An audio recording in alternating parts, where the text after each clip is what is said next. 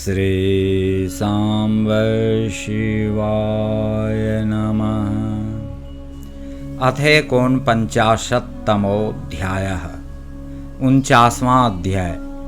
अग्नि परिक्रमा करते समय पार्वती के पद नख को देखकर ब्रह्मा का मोहग्रस्त होना, बाल खिल्लियों की उत्पत्ति, शिव का कुपित होना, देवताओं द्वारा शिव स्तुति।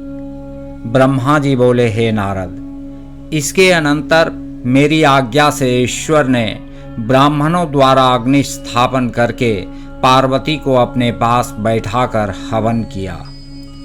शिव ने ऋक, शाम तथा यजुर्वेद के मंत्रों से अग्नि में आहुति दी और काली के भाई मैनाक ने लाजा की अंजलि दी। हे तात, इसके बाद लोकाचार का विधान कर काली और शिव दोनों ने प्रसन्नता के साथ विधिवत अग्नि की प्रदक्षिणा की। हे देवर्षे, उस समय गिरिजापति शंकर ने एक अद्भुत चरित्र किया। मैं आपके स्नेह के कारण उसका वर्णन करता हूँ, आप सुनिए। उस समय शिव की माया से मोहित हुआ मैं पार्वती के चरणों में मनोहर नखचंद्र को देखने लगा। हे देवमुने, उसके दर्शन से मैं मोहित हो उठा और मेरा मन अत्यंत क्षुब्ध हो गया। मोहित होकर मैं बार बार उनके अंगों को देखने लगा। तब उस देखने से मेरा तेज शीघ्र ही पृथ्वी पर गिर गया और मैं अत्यंत लज्जित हो गया। यह देखकर महादेव जी अत्यंत कुपित हो गए और तब उन्होंने मुझ ब्रह्मा को शीघ्र मारने की इच्छा की। हे नारद, वहां सर्वत्र बड़ा हाहाकार होने लगा। सभी लोग कांपने लगे तथा विश्व को धारण करने वाले विष्णु को भय होने लगा। हे मुने, तब विष्णु आदि देवगण कोपयुक्त अपने तेज से प्रज्वलित होते हुए और मुझ ब्रह्मा को मारने के लिए उद्यत उन शिवजी की स्तुति करने लगे। देवता बोले, हे देवदेव, हे जगत व्यापिन, हे परमेश, हे सदाशिव, हे जगतपते, हे जगन्नाथ, हे जगन्मय, आप प्रसन्न हो। आप सभी पदार्थों की आत्मा, सबके हेतु, ईश्वर, निर्विकार, अव्यय, नित्य, निर्विकल्प, अक्षर तथा सबसे परे हैं। आप इस जगत के आदि, मध्य, अंत एवं अभ्यंतर तथा बाहर विराजमान हैं। आप अव्यय, सनातन एवं तत्पदवाच्य सच्चिदानंद ब्रह्म हैं। मुक्ति की कामना वाले दृढ़ व्रत मुनिजन सब प्रकार से संग का परित्याग कर आपके ही चरण कमल की उपासना करते हैं। आप अमृत स्वरूप, शोक रहित, निर्गुण, श्रेष्ठ, आनंद मात्र, व्यग्रता रहित, निर्विकार, आत्मा से रहित तथा माया से परे पूर्ण ब्रह्म हैं। आप संसार की उत्पत्ति, पालन तथा प्रलय के कारण हैं। इस संसार को आपकी अपेक्षा है, किंतु सर्वत्र व्यापक तथा परमात्मा को किसी की अपेक्षा नहीं है। आप एक होते हुए भी सत एवं असत हैं, द्वैत एवं अद्वैत हैं, गढ़े हुए तथा न गढ़े हुए। स्वर्ण में जैसे वस्तु भेद नहीं है, वैसे ही आप भी हैं। पुरुषों ने अज्ञानता के कारण आप में विकल्प का आरोप किया है, इसलिए सोपाधि में भ्रम का प्रतिकार किया जाता है, किंतु निरुपाधि में नहीं।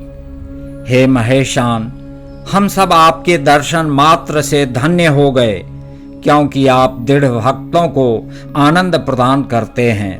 अतः हे शंभो, हम लोगों पर दया कीजिए। आप आदि हैं, आप अनादि हैं, आप प्रकृति से परे पुरुष हैं। आप विश्वेश्वर, जगन्नाथ, निर्विकार एवं पर से भी परे हैं।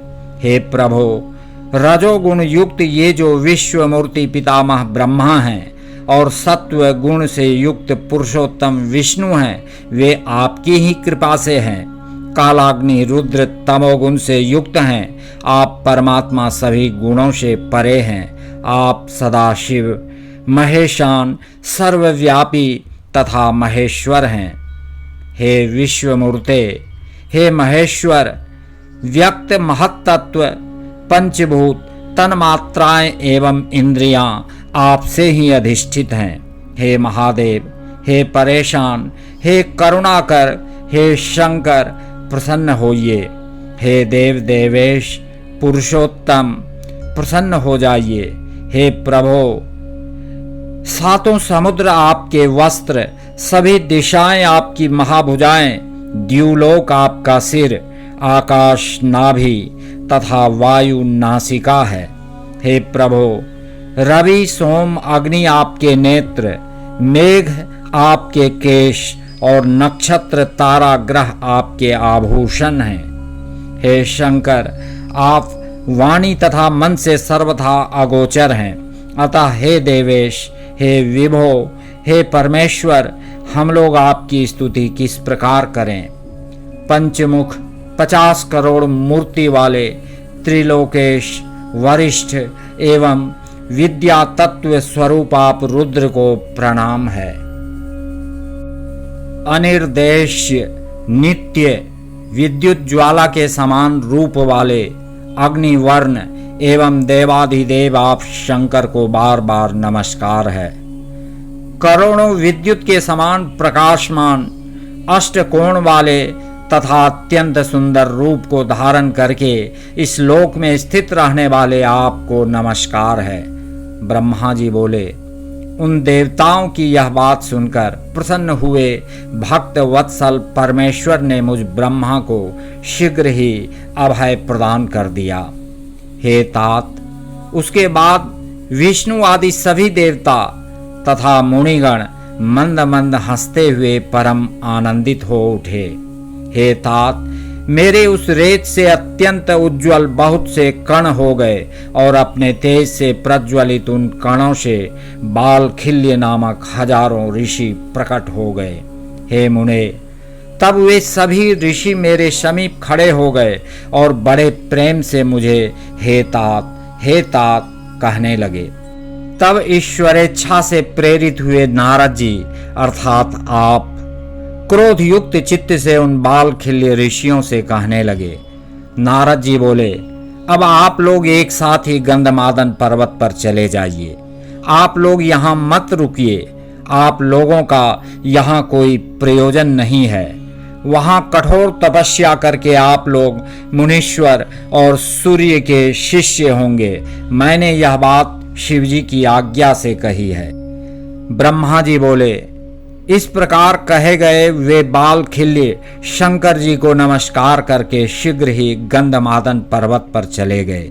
हे मुनीश्वर, तब शिवजी के द्वारा प्रेरित विष्णु आदि ने मुझे बहुत समझाया और मैं निर्भय हो गया और फिर सर्वेश शंकर को भक्त वत्सल, संपूर्ण कार्यों को करने वाला तथा दुष्टों के गर्व को नष्ट करने वाला समझकर उनकी स्तुति करने लगा।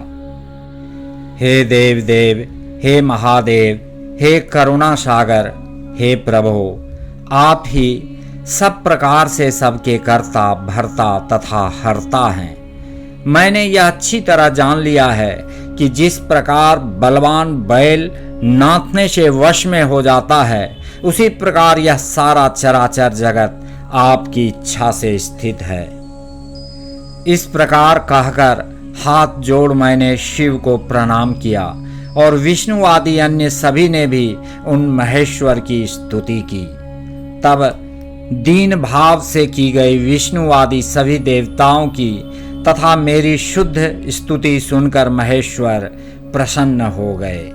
हे मुने, उन्होंने प्रसन्न चित्त होकर मुझे अति श्रेष्ठ अभय दान दिया। सभी ने महान सुख प्राप्त किया और मुझे अत्यंत प्रसन्नता हुई।